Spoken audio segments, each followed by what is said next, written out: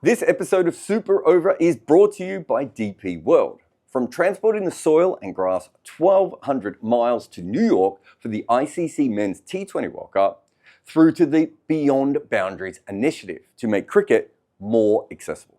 DP World's smart logistics help deliver the game at all levels. Smart logistics, beyond boundaries.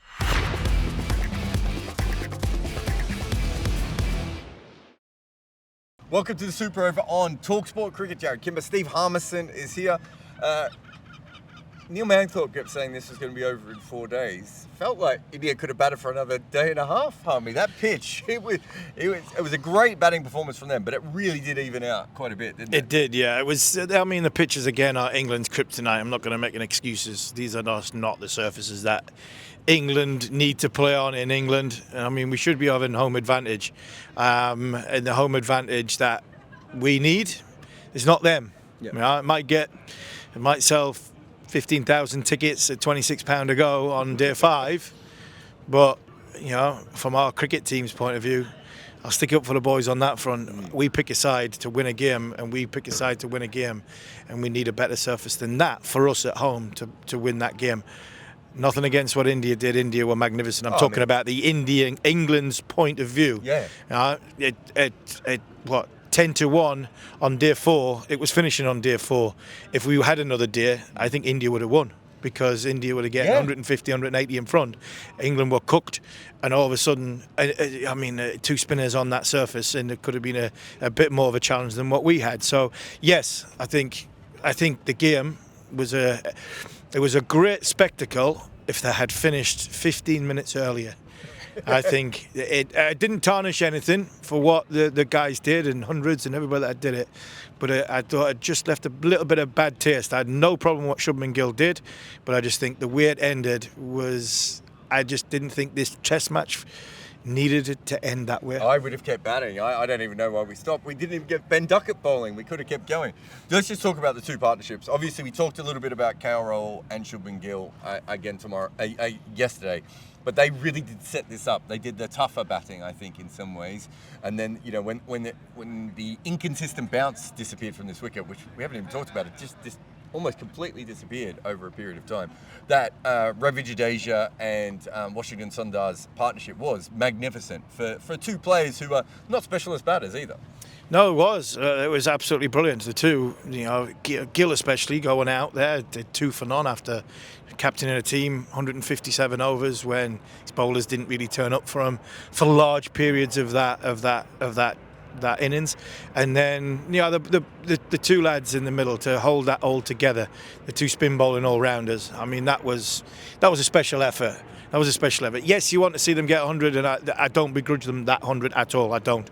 I'm really pleased that they stayed out for their hundreds. It just, how it come about was, I mean, it was just a little bit farcical. But I tell you what, the effort, the application, and everything that they went through, England threw everything at them. Yep. There's some tired bodies, but I think we again have showed that our cupboard of spin bowlers is a good volume and a good number, but it's a bit threadbare.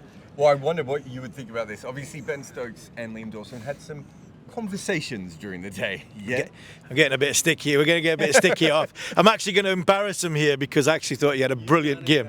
I will. I'm going to embarrass you. You're just saying that you didn't think the umpires were very good.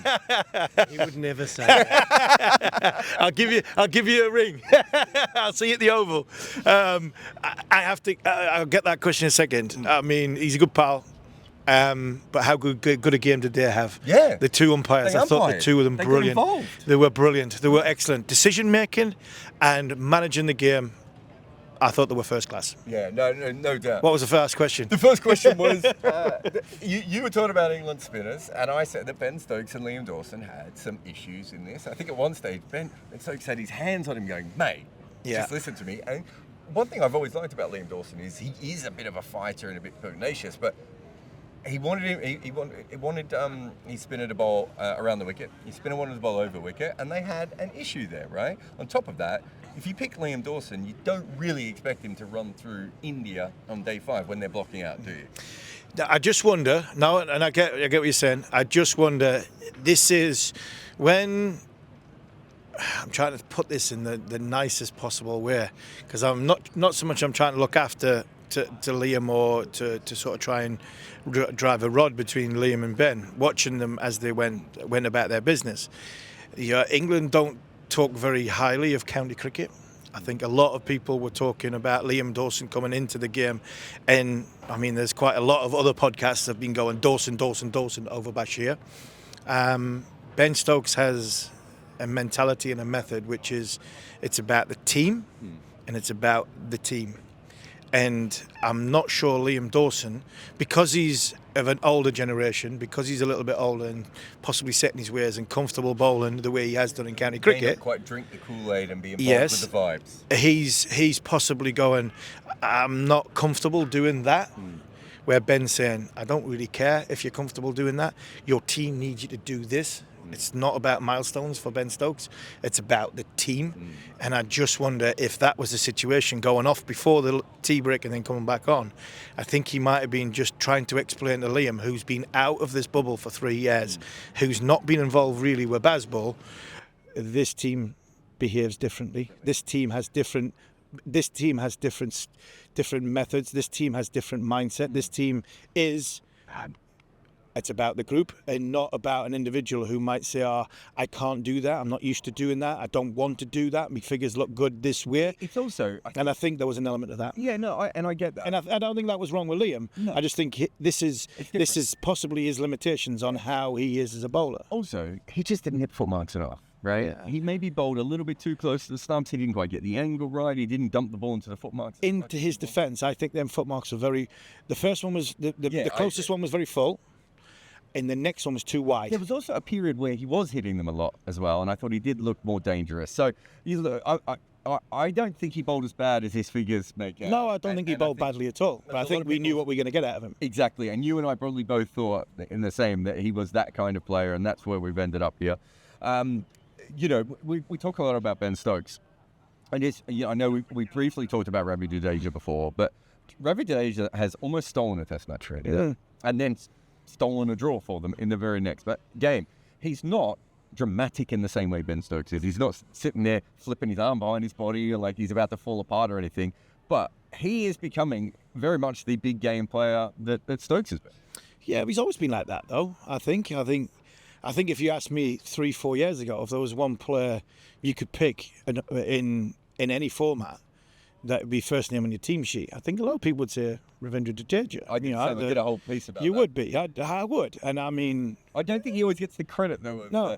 Because it's not as... He was a second spinner to Ashwin. Yeah, that's... He was a second spinner to Ashwin, and he was number seven. Number seven, yeah. Right? So, and Ben's always wanted, and Ben, if you look at what Ben's done to Ben Folkes over Jamie Smith, he's wanted a number 7 to play a specific role.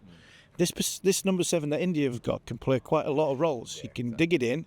I mean, he can hang in there. He can dig it in. He can fight. He's got character. He's got a bit of dog in him. He can go out and play shots like we've seen. So, I mean, is there anything surprising me about the way Jadeja's played over the course of these 4 Test matches? No, he hasn't been out in the 4th innings. But he has been magnificent even by his own standards. Yes, he has. Yeah, he has. And he's contributed with both bat and ball. So I'm not surprised the way Jadeja played and the way he has been in this team. One thing India needed, leaving India to come to England without Rohit Sharma and Virat Kohli, was their senior players to stand up. And he didn't in the first Test match. He didn't. He bowled poorly. He didn't get the lines and the lengths and the tempo, the speeds right. And he did. You can see what you want about his batting. He was 9th out, and he wasn't out in that. So he had a quiet Test match. But since then, he stood up and been counted. And we're going to a place at the Oval where the ball might come onto the bat a bit more, and as well as the ball might bounce a bit more for his bowling. So he still has, I think, a huge amount to go in this Test series. And if India can find 11 players fit and available for the final Test, they've given themselves every opportunity to come away with a draw, which, considering where we were not that long ago, is a massive boon for them. Yeah, absolutely. And I think both teams will be scratching their heads going into it. I think England have to, first of all, find out how fit Ben Stokes is. Yeah. So, Ben, how fit are you to bat and bowl and play a full part? If he says, right, yes, not a problem, I can bowl that 36 overs in a test match that I need minimum, then you can pick your team around that. Probably Woakes would stay in the team. If he can't, then probably Woakes would come out of the team, and you'd have to have 3 fresh bowling options and Ben to fiddle and bowl a little bit. India, well, if Arshdeep Singh's fit, he plays, and if Prashad Krishna is fit, he plays. Kuldeep Yadav, possibly they might have to look at him playing, and then they've got the big decision: do they play Bumrah? Looking at what we've had here, Bumrah looks tired. He looks really, really tired. And I'm saying this from a former fast bowler's point of view, knowing what these do. Sometimes you look at it and you think, right, we can't drop Jasprit Bumrah. You're not dropping Jasprit Bumrah. What you're doing is you're assessing whether Jasprit Bumrah will be the Jasprit Bumrah we expect, or are we going to flog him through this test match? And you might have to make a difficult decision and say, right, we're going to have to go in without him because we've asked a lot of him to keep him in this series. Somebody else is going to have to do the sort of carry the sort of workload from there. There's a lot of decisions that need to be made before the next test, and we have literally, I think the next test starts in an hour. I'm not 100% sure. We're going to head home, but we'll see you at the Oval.